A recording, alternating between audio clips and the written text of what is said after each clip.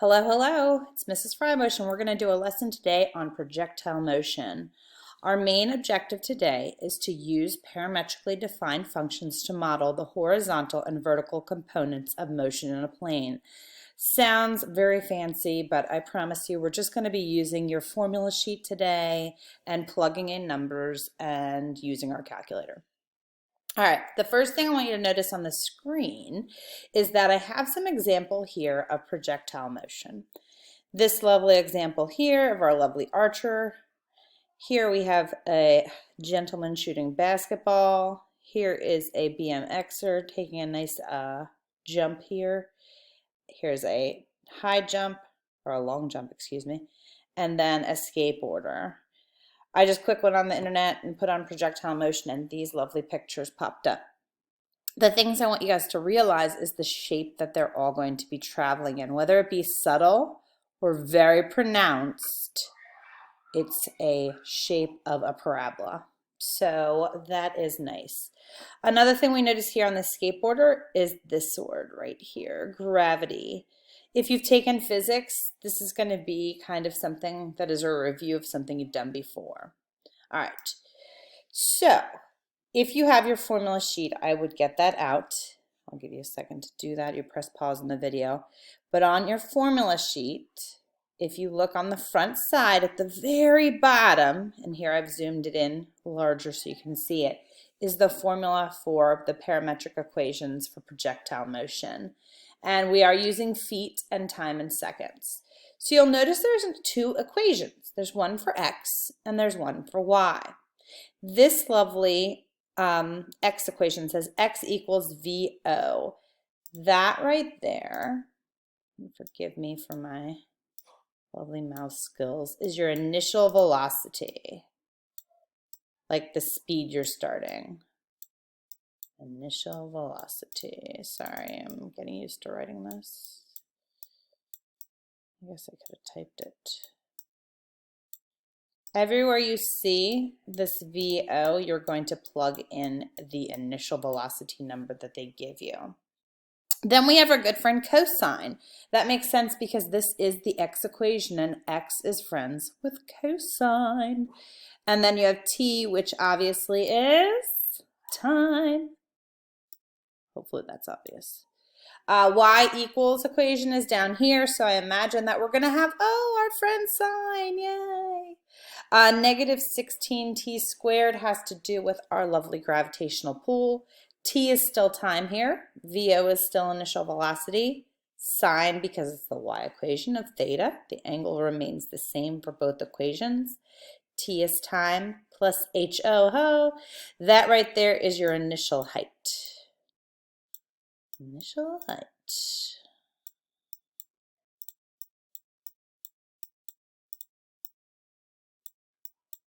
Look at me, my math skills of writing.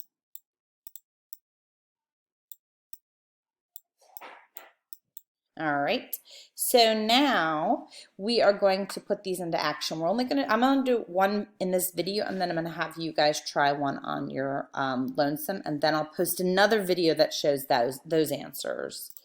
Okay, so here's our first example. Parametric equations for projectile motions. I put the formulas here and we have our first example. This is gonna be a baseball player. If he hits the ball, it is going to go in a parabola shape, a quadratic, if you will, which is coming from our second equation, if you see. Kevin hits a baseball at 3 feet above the ground with an initial speed of 150 feet per second at an angle of 18 degrees with the horizontal. Will the ball clear a 20-foot wall that is 400 feet away? So I'm going to kind of just walk through what this means. Kevin hits a baseball. It's 3 feet above the ground. I'm going to give him a T here. Those 3 feet that he is off the ground is our initial height. So that is going to equal my HO. Okay?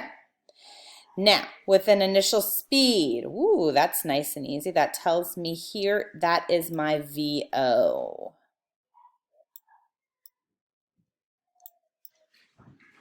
which I will use here, and here. And I've also found my host, so I'm good with that, my initial velocity, if you will. And so let's go see more that I know. At an angle of 18 degrees, right there is my theta. Now, I know that's theta, but just to explain graphically what that means is when he hits the ball, we envision that it's a horizontal plane. Oh, forgive me with my straight line there. And when he's hitting it, it's going to go in an arc. And it's going to make a lovely parabola shape here. Boom, boom, boom, boom, boom.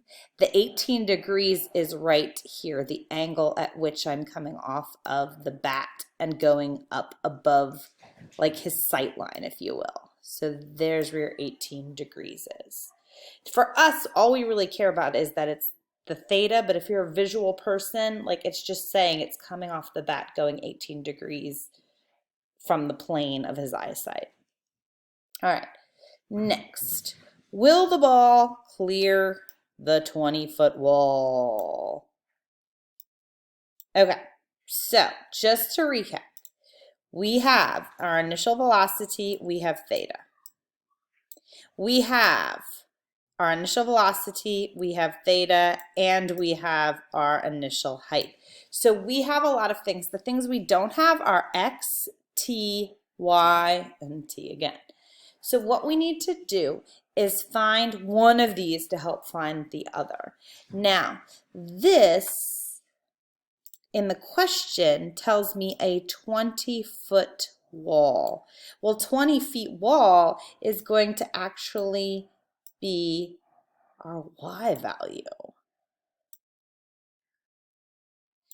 And 400 feet away is going to be our x value.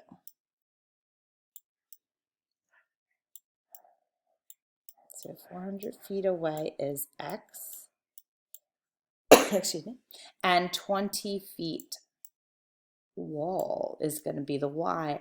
The one thing though is they're in the question. So we don't know if those are actually going to work or not. We're using them to test. So what we're going to do is we're going to choose one of them to solve for. And what that's going to do is that's going to help us find t for one of the equations. If I plug it in and I can solve for t for one of them, that means that the t here has to fit this t as well, because these two equations are friends with each other. They need to work together for this situation to actually be something that could happen. So what I'm going to do is I'm going to take, it doesn't really matter which one you do. Using the y is going to be a little bit harder, so I'm going to try and use the x equation because it's a little bit more simplistic. There's no squaring. There's only one t. So I'm going to use the top equation here. And I'm going to plug in the x to solve for the t. The x that I'm going to plug in is this 400 feet. So I'm going to use my tester. So I'm going to plug 400 in for x, forgive me with my writing, equals, the initial velocity again is, oops, it's right there, 150.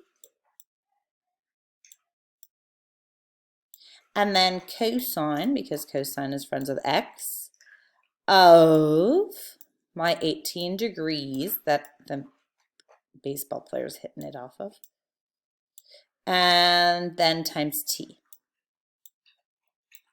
Ms. Fredbush, we don't know t. You're right, that's what we're going to use to solve. So now I'm going to go to my calculator, and I have my lovely phone that I can use because I don't have that on there. So I'm going to go to my calculator. Make sure it is in degrees. You know how I am. Go to your mode if you have a scientific one. And I'm going to take the cosine of 18 times 150, and I'm going to go, and I'm going to get 142.658.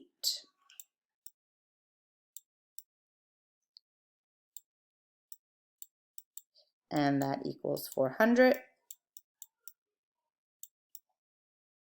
And now I'm going to solve for t by, I know you guys are all telling me, just divide by 142. You're right, divide by 142.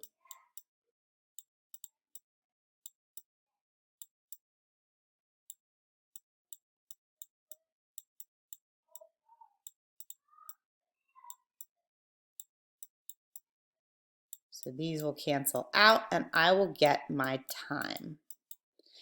Okay, the time that I am going to get, 400 divided by 142.658 is 2.80, and if I round, that should be 4 seconds.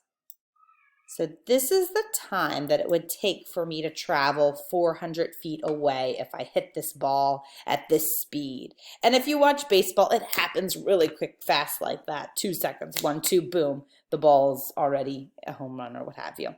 So now what I'm going to do is I'm going to use that value and I'm going to plug it in with my y equation to see if I get the same thing. So my y equation, I'm going to actually leave y blank. I'm going to use that to solve for it. I'm going to type in -16 and I'm going to type 2.804 squared plus my initial velocity is 150. I used it right from the equation. Sine now because it's y. I'm using the y guy. Still of 18 degrees. And now I'm going to plug my time in here, that 2.804 again. Sorry, my handwriting is terrible. And my initial height of 3 that I started at. And I go to my calculator to find all this out. Now, I take that 2.804 and I square that times that -16. And I get -125.799 if I round. And now I'm going to do 150 times the sine of 18 times the 2.804. And I get 129.973 plus 3. And I'm going to take all of these and add them up together.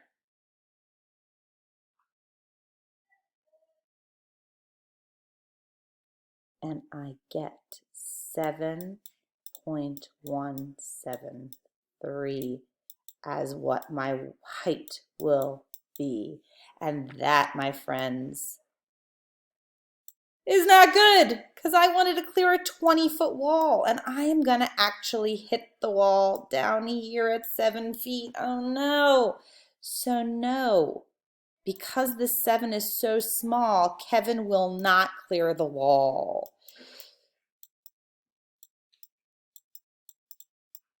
Will not clear the wall. I'm running out of time, so I am going to stop writing that. What I would like you guys to do now is use this problem to model for you guys to test this next question, okay? This next question has 2 little situations. Again, we have the testers are actually at the very beginning. So here is my tester and here is my tester here. The rest of it is your information. I'd like you to try this and then tomorrow I will post the answer video to this one question. Okay? If you would like to know it beforehand, you can email me and I will let you know if your answer is correct or not. But I'll actually post the video to solve this tomorrow. All right, good luck. Projectile motion. Hope you're staying safe and I'll talk to you again soon.